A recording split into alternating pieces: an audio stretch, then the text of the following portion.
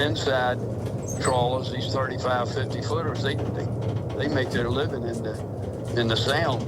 And not only that, our citizens and our visitors alike deserve to eat fresh local seafood.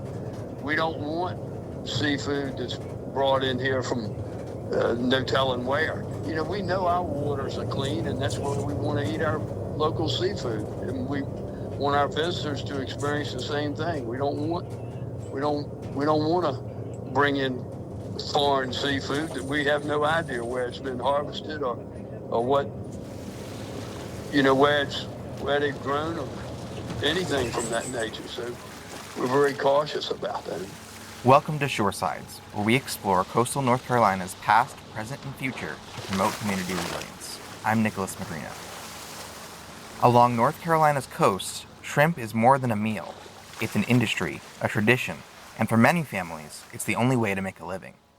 But this summer, the state legislature nearly passed a ban on shrimp trawling, the practice of dragging nets across the seafloor to catch fish. At the last minute, the ban was killed, thanks in no small part to outcry from local fishers. In the wake of that fight, industry leaders formed the Coastal Counties Fisheries Coalition. Their goal? To speak with one voice in Raleigh. Bob Woodard chairs the new coalition. He says the ban took fishers by surprise. There was a flounder bill in the legislature that was a positive bill, and then the leadership of the Senate tacked on some conditions that they wanted to eliminate trawling in the Sound.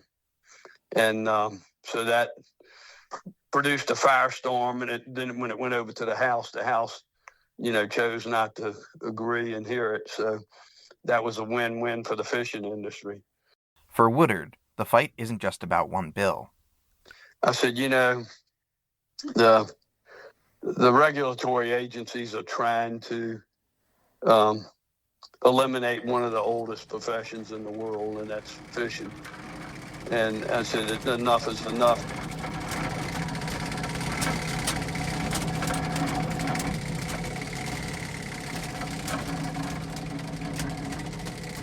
Surprisingly, one of the bill's opponents was David Sneed, executive director of the Coastal Conservation Association. He opposed the bill not because he supports trawling, but because he felt the legislation didn't address deeper environmental concerns. From a conservation standpoint, it wasn't a good bill. It would not help to increase the catch limits recreationally and commercially at this point on southern flounder because it is in a rebuilding plan. So again, we just thought that bill was going to languish over there, and that the Senate knew that. So when it was added, I think they were just looking for a vehicle to attach sort of their idea to deal with shrimp trawl bycatch. And bycatch is a legitimate issue. Shrimp is North Carolina's second most valuable catch, worth about $10 million at the docks last year. But when trawlers drag nets across the bottom, they don't just catch shrimp. Other fish are scooped up, often thrown back dead. This is a topic that's been around in North Carolina for almost 75 years. There's been concerns about how much damage is being done by bottom trawling, not only on the habitat on the bottom disturbance, but also how much is it affecting our fish populations. There's been studies that have been done that show that some of the species that we're having the biggest issues with recovering in North Carolina are being adversely affected by shrimp trawl. Woodard insists today's rules already limit environmental harm. Well, once again, our waters are clean. So, and we're not damaging our ecosystem, our trawlers. They've had conditions put on them that, help prevent that. So that's critical, and our commercial industries lived up to every requirement that's been made of them, and they just continue to take away and take away and take away. They say the bycatch, there's 4 pounds to every pound of shrimp caught in the bycatch. It's just not true.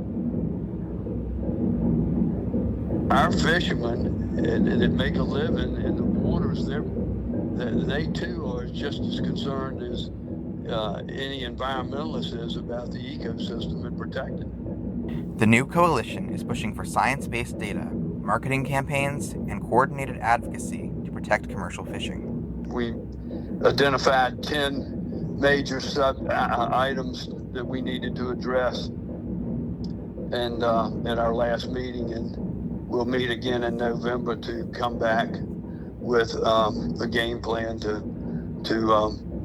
tackle those key issues. But Snead argues the debate shouldn't be driven only by economics. If you want to look at it from a public trust resource standpoint, which is what we should be doing, the state has a fiduciary responsibility to manage these fisheries for the benefit of all the people of North Carolina. They should be looking at doing what's best to recover our resources and have viable fisheries, and not be looking at it from a standpoint of completely economics. Regardless of what happens next, fishers like Woodard want the public to know that they care about the waters they depend on. These people are dedicated human beings that want to protect the waters as much as they want to provide local seafood. Shrimp trawling has become more than a question of nets and fish. It's about how North Carolina balances tradition, economy, and the health of its coast. The coalition meets again in November, and conservation groups plan to press lawmakers for new limits.